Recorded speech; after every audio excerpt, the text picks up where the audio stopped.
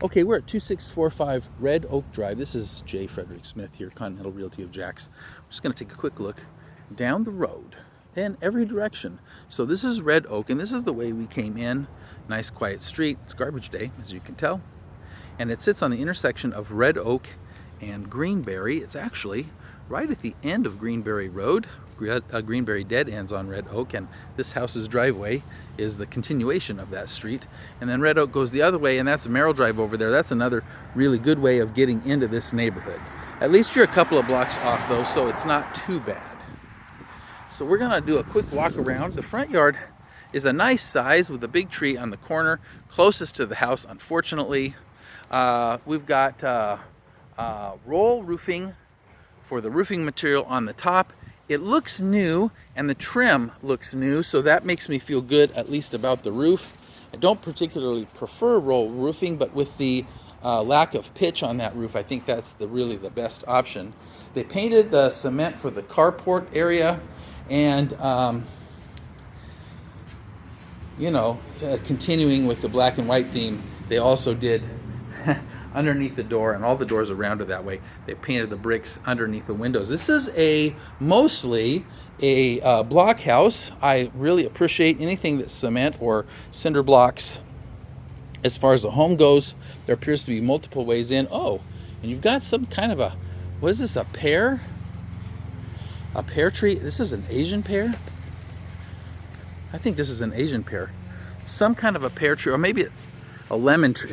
It's a lemon tree. Okay, my eyes are not very good, but I can smell the lemons. You got a nice lemon tree in the back, lots of lemons, big, nice backyard, lots of room here for romping around.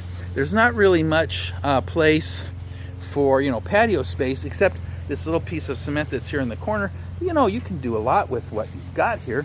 This is even big enough for a pool if you wanted to put that in there. I'm not sure what's on the other side of the chain link fence. Maybe we should take a look.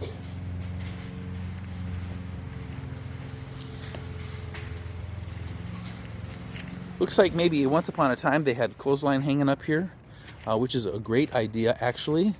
Save you a little bit of expense. Got a couple of interesting things hanging here. I'm not sure what that is.